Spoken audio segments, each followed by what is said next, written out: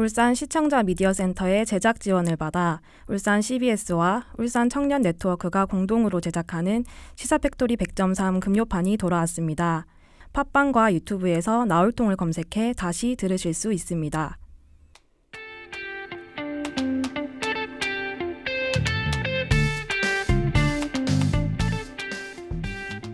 안녕하세요. 나올통 진행을 맡은 엄여빈입니다. 최근 소셜미디어에서 인상 깊은 영상을 보았는데요. 한 시각장애인 대학생이 등교를 하는 내용이었습니다. 처음 영상을 보기 전에는 슬픈 내용이면 어쩌지 하고 걱정을 했는데 막상 영상을 보니 등교할 때 학교 앞 장애물이나 불편한 점을 주제를 무겁지 않게 아주 재미있게 다룬 영상이었습니다. 앞이 보이지 않는데도 밝게 웃으며 장애물에 대한 문제 제기를 하는 주인공. 유쾌하면서도 가슴 한켠이 뭉클했는데요. 나라면 저렇게 웃을 수 있을까 하는 생각과 함께 많은 생각이 들기도 했습니다. 우리는 바쁘다는 이유로 주변의 이웃들을 미처 살피지 못할 때가 종종 있는데요. 오늘은 우리 주변을 돌아보고자 하는 취지에서 어려운 환경 속 자신의 약점을 극복하며 사는 장애인의 삶을 살펴보고자 합니다. 안녕하세요. 완벽 정치설가 이태인입니다. 저는 개인적으로 작년부터 장애인 복지회관 그리고 시각장애인 복지회관의 강의를 다니고 있습니다. 사회복지사를 대상으로 하는 강의인데 아무래도 일가도중 강의라 그분들의 표정에 고단함이 많이 느껴지더라고요. 그런데 강의가 끝나고 사회복지사분들이 본업으로 돌아가서 장애인분들을 대하실 때 보면은 다시금 밝은 미소를 지으시더라고요. 그때 저는 아주 큰 감명을 받기도 했었습니다. 오늘은 제가 느낀 큰 감명을 여러분께 생생히 전달해드리고자 울산 장애인 자립생활센터 김종훈 센터장 모시고 파워 인터뷰 준비했습니다. 네, 울산하면 떠오르는 이미지 바로 부자 도시라는 이미지인데요. 최근 들어 경기가 나빠지면서 어려움을 겪고 있지만 여전히 대기업이 많고 소득 수준이 높다는 평가를 받고 있습니다. 그런데 울산이 최근 3년간 전국 17개 시도 중에서 장애인 자립지원 정착금 예산이 편성되지 않는 지역 3곳 중 하나라고 합니다. 우리가 너무 우리 주변의 이웃에 대해서 소홀했던 건 아닐지 반성하게 되는 소식인데요. 이와 관련해 더 현실을 알고 해결 방법을 생각하는 시간을 가져보고자 합니다. 김종훈 울산광역시 장애인 자립생활센터장 이 자리에 모셨습니다. 네, 반갑습니다. 휠체어를 열심히 밀고 살아가고 있는 김종훈입니다. 네, 안녕하세요. 반갑습니다. 네, 반갑습니다. 그 시사팩토리 100.3과 나울통 청취자 여러분께 간단하게 소개 부탁드릴게요. 저는 울산 시민이고요. 네. 신체가 불편한 장애인입니다. 그러면서 네. 울산 장애인 자립생활센터라는 장애인 복지기관을 이끌고 있습니다. 네, 김종훈 센터장님, 그 울산 장애인 자립생활센터는 어떤 곳인가요? 다소 생소한 이름이죠. 네네. 예, 울산 장애인 자립생활센터는요, 장애인들도 이제 더 이상 보호나 재활을 받는 존재에서 좀 벗어나서 자신의 삶을 스스로 선택하고 결정하는 이런 주체적인 삶을 살아갈 수 있도록 지원하기 위해서 만들어진 곳입니다. 그러면 제가 최근에 청와대 분수광장 앞에서 뇌병변 장애인 63세 최정자 씨가 문재인 대통령에게 보내는 편지를 낭독하셨더라고요. 제가 좀 한 부분을 발췌해서 읽어보도록 하겠습니다. 앞으로 2년만 지나면 하루 4-5시간 도움받던 예전의 상황으로 돌아가야 합니다. 단지 제가 오래 살기를 원해서가 아니라 앞으로에 해야 할 일이 많습니다. 저만의 소원이 아니라 동료들의 소원이자 후배들의 간절한 바람입니다. 장애인 활동자 지원, 만 65세가 되면 끊긴다고 하는데요.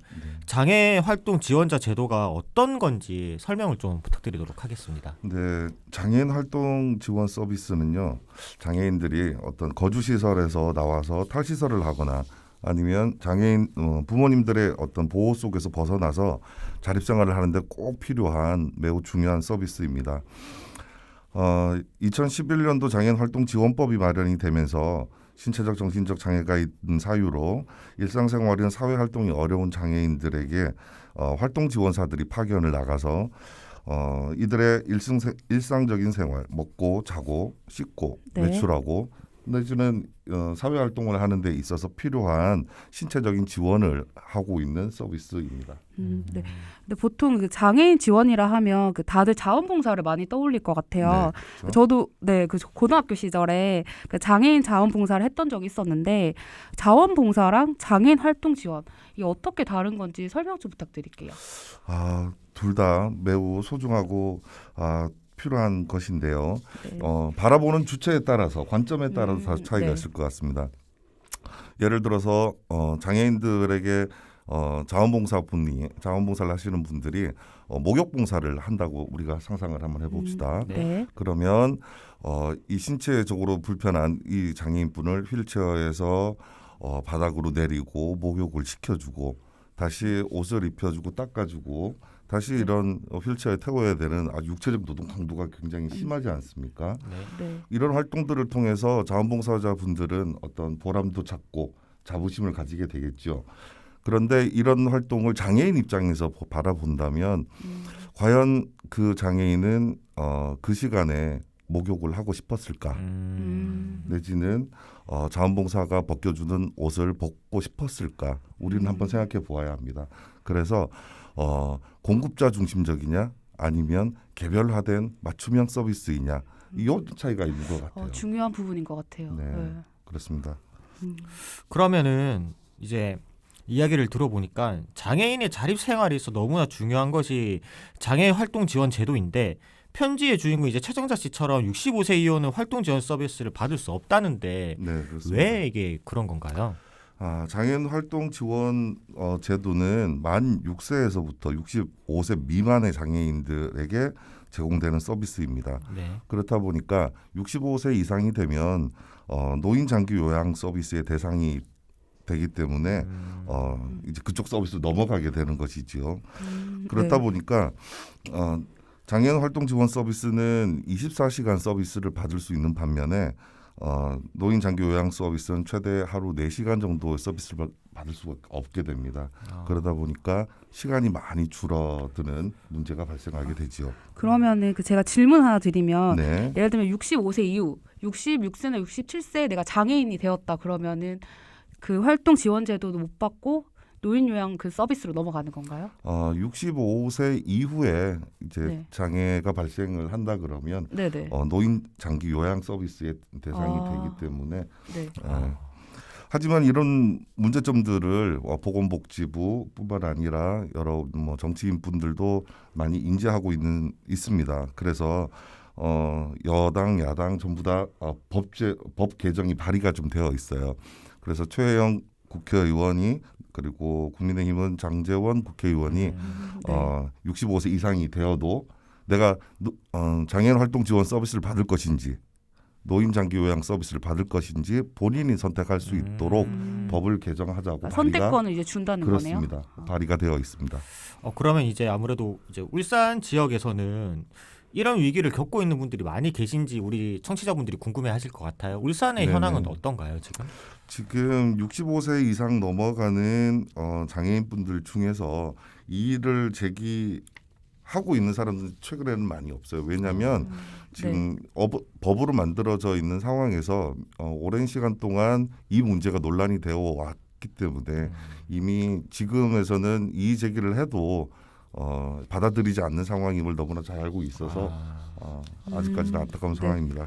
그러면은 그 울산이 장애인 자립 지원 정착금 예산이 전국 꼴찌라는 소식이 있는데 네. 사실 좀 충격을 금치 못했어요. 네네. 근데 실제 현실은 어떤지 조금 설명 부탁드릴게요. 네.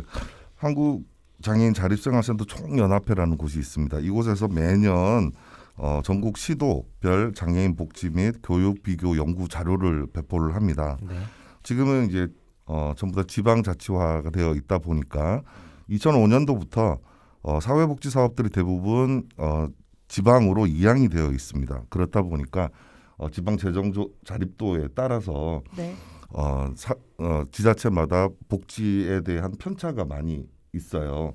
그렇다 보니까 이런 자료들을 통해서 지금 나온 자료에 의하면 울산과 세종 그리고 충청남도가 탈시설 지원금이 아직까지 편성이 되어 있지 못한 상황입니다.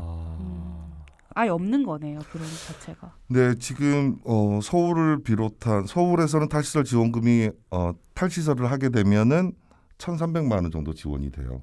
그래서 작은 시도에서는 500만 원에서부터 1,000만 원 정도까지 지원이 되는데 그게 한 가구당 1,300만 원 지원이 되는 거예요. 개인이죠. 개인당 개인당. 1,300만 원씩 네. 이렇게 자립할 수 있도록 네, 도와주는 그렇습니다. 그 시설에서 제도인 지금 거주 시설에서 살다가 내가 지역 사회에 나와서 생활을 원하면 개인에게 500만 원에서 1,000만 원 정도의 지원금을 지급을 하는데 울산은 마련이 되어 있지 못한 상황입니다.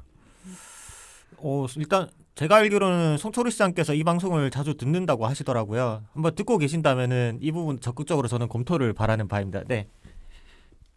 그러면 이제 중앙정부나 울산시 측에 그러니까 지원을 요청해 보신 적 혹시 없으세요?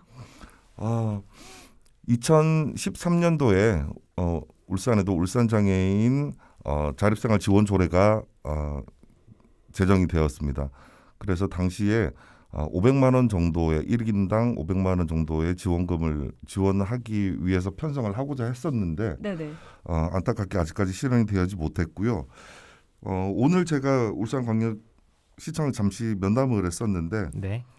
내년도 2021년도 당초 예산에 네. 편성을 하려고 했는데 이제 아. 삭감됐다라는 소식을 듣고 왔습니다. 네. 매우 안타깝습니다. 너무 안타깝네요. 그러면은 어쨌든 지금 상황에서 그러면 가장 시급하게 필요한 지원은 뭐라고 생각하시나요, 혹시?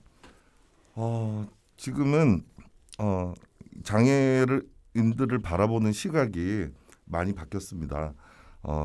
장애인들은 우리가 무조건적으로 보살피고 도와줘야 된다라는 관점에서 지금은 장애인들도 이 지역사회 안에서 더불어 살아가는 우리 구성원으로 인식하고 이들이 살아갈 수 있는 지원들을 많이 하고 있는데 그중에서 대표적인 게 활동 지원 서비스일 것이고요. 네.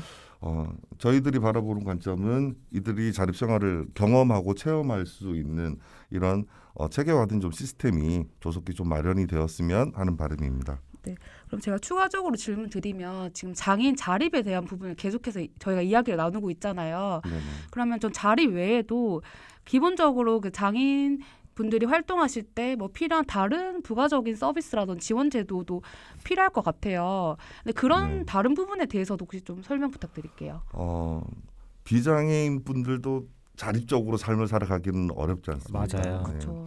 더더욱이나 신체적, 정신적으로 불편한 장애인들은 더 많은 서비스가 필요하겠지요. 그래서 소득에서부터 여가 문화를 즐긴다든가 아니면 의료적 지원이라든가 이 삶 전반에 대한 여러 가지 서비스들이 필요할 텐데요. 네. 울산광역시에서도 많은 노력을 하고 있습니다. 하지만 한 사람이 자립생활을 실천하기에는 너무 많은 서비스가 필요하기 때문에 이것들을 네. 종합적으로 지원할 수 있는 기본적인 계획을 수립을 했으면 하는 바람입니다. 현재 기본 계획이 저희가 없나요? 울산 네. 같은 경우. 안타깝게도 앞서 말씀드렸던 중증장애인 자립생활 지원 조례에 의해서 기본 계획을 수립을 하게끔 되어 있는데 네. 아직까지 단 한 번도 기본 계획이 수립이 되지 못했습니다. 그래서 저희 단체뿐만 아니라 장애인 당사자들의 어떤 요구가 있었고요. 네. 다행히 기본 계획을 수립을 하기 위한 연구 용역이 네. 울산발전연구원에서 올해 올해. 시행을 해서 이제 연말에 발표될 계획이고 네. 이런 연구 자료를 통해서 기본 계획을 수립할 수립해서. 네. 상황입니다. 그러면은 어쨌든 지금 시국이 너무 안 좋잖아요. 최근 코로나19로 울산에서도 이제 많은 취약계층들이 어려움을 겪고 있는데 이럴 때 취약계층은 더 위기에 몰리더라고요. 그럼 현재 울산 지역 장애인분들은 코로나19로 혹시 어떤 타격을 받고 있나요, 요즘? 네, 그렇습니다. 뭐 전국적인 상황이고 세계적인 상황이죠. 아무래도 장애인들은 비장애인에 비해서 뭐 화재나 재난을 비롯한 오늘과 같은 이런 코로나 사태에 굉장히 취약한 이런 계층입니다.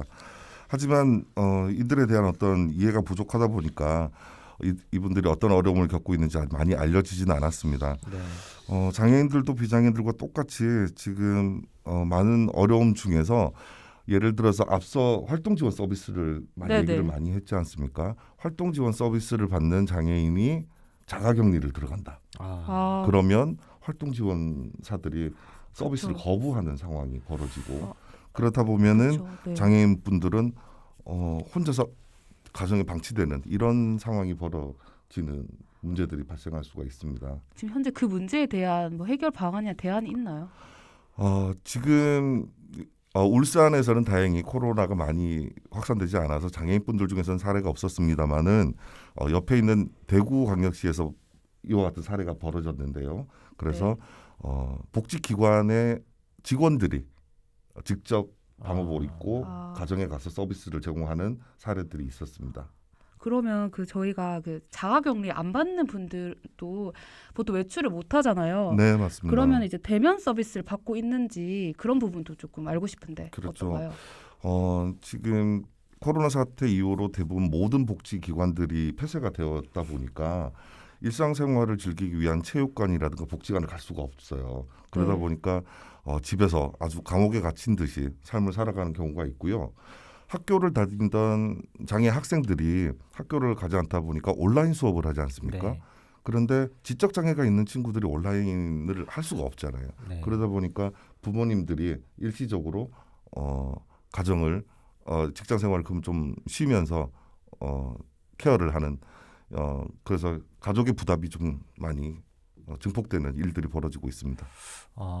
이게 생각보다 그러면은 코로나19로 아무래도 문제점이 더욱 부각이 좀 되는 것 같아요, 부각이 지금. 되고 맞습니다. 있네요. 네. 그럼 지금 일단은 타도시 사례도 들어봤고 코로나19 관련해서 다양한 얘기를 들어봤는데 저는 한 가지 또 궁금한 게 최근에 제가 강의를 하면서 이제 시각장애인 분이 계신데 그분이 배차를 받아서 오시는 게 너무 힘들다고 하시더라고요. 네. 실제로 그런 배차를 받는 그러니까 이동 수단에 대해서도 어려움이 많나요 혹시? 여러분들 다들 아시겠지만은 우리나라에 있는 광역시들은 대중교통 수단이 버스뿐만 아니라 지하철도 있지 않습니까? 네네. 네. 울산에는 없죠. 대중교통 지하철이 없어요. 그러다 보니까 장애인 분들이 일반적인 버스를 타면서 생활을 할 수가 없기 때문에 장애인 콜택시를 많이 이용하는데 네. 장애인 콜택시의 숫자가 물론 법정 대수는 맞추고 있지만 네. 울산광역시가 또 땅덩어리가 굉장히 워낙에 넓은 넓은 시도다 많이 보니까 넓습니다. 네, 한번 타기가 굉장히 어렵습니다. 아. 시간적으로 몇 개 정도 되나요? 대략? 네? 몇 개 정도 되는지 몇 혹시 대 아세요? 정도? 택시 대수. 개수. 장애 울산광역시에서 적극적인 행정으로 네. 장애인들이 탑승할 수 있는 리프트 차량뿐만 아니라 일반 네. 택시하고도 연계를 해서 휠체어를 타지 않는 장애인, 예를 들어 시각장애인이나 뭐 신장장애인 분들 같은 분들은 일반 택시와도 연계를 해서 현재 200대 이상이 운행을 하고는 있습니다. 그러면 보통 그런 차들은 뭐 카땡땡 그런 승합차부터 해서 네네, 이제 그렇죠. 뭐 택시까지 연계되고 있는데 그럼 이제 카땡땡 같은 경우에는 이제 리프트도 튜닝을 하거나 그런 식으로 많이 비용이 들어갈 텐데 네. 그런 비용은 정부에서 지원하는 건지 아니면은 기업들이 뭐 CSR 사업 연계해서 이렇게 기부를 하는 건지도 조금 궁금한 면이 있습니다. 앞서 말씀드렸다시피 대부분의 복지 사업이 지방으로 이용되어 있기 때문에요. 네. 지역 안에서 네. 장애인 특성과 관련된 예산을 편성을 해서 네네. 증차를 해 나가고 있는 상황입니다. 그러면 우리가 어쨌든 이렇게 그럼 혹시 개인 대상으로도 이게 이용을 할 때 비용 지원이 되는지 또 이런 거에 대한 궁금증이 너무 바라는 점인데요. 그렇죠. 울산광역시의 장애인 콜택시 비용이 타 시도에 비해서 좀 많이 비쌌습니다. 그런데 다행히 네네. 2020년 올해 네. 우리 이동편의 증진 조례가 개정이 되면서 네네. 네. 기본 요금이 많이 내려가는 상황이 그러면 만들어졌습니다. 일반 요금보다 몇 % 높다고 봐야 되나요?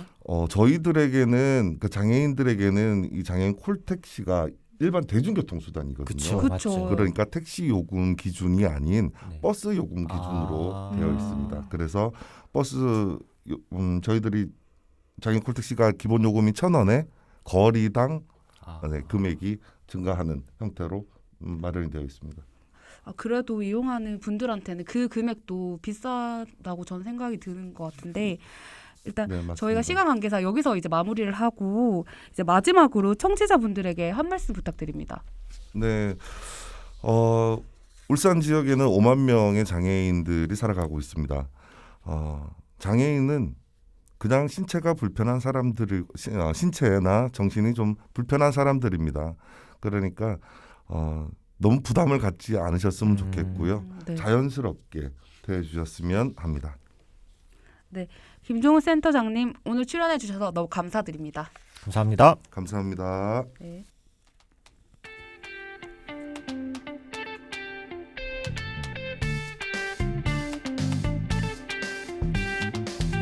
시사 팩토리 100.3 금요판 여기서 마무리하겠습니다. 지금까지 기술의 이창수 엔지니어, 음악의 길기파, 진행의 엄효빈, 이태희, 연출의 엄유미, 조광래, 이승우, 책임의 김성강이었습니다. 다음 주 이 시간에 다시 찾아뵙겠습니다. 제가 모두라고 말하면 다들 안녕이라고 해주세요. 모두 안녕!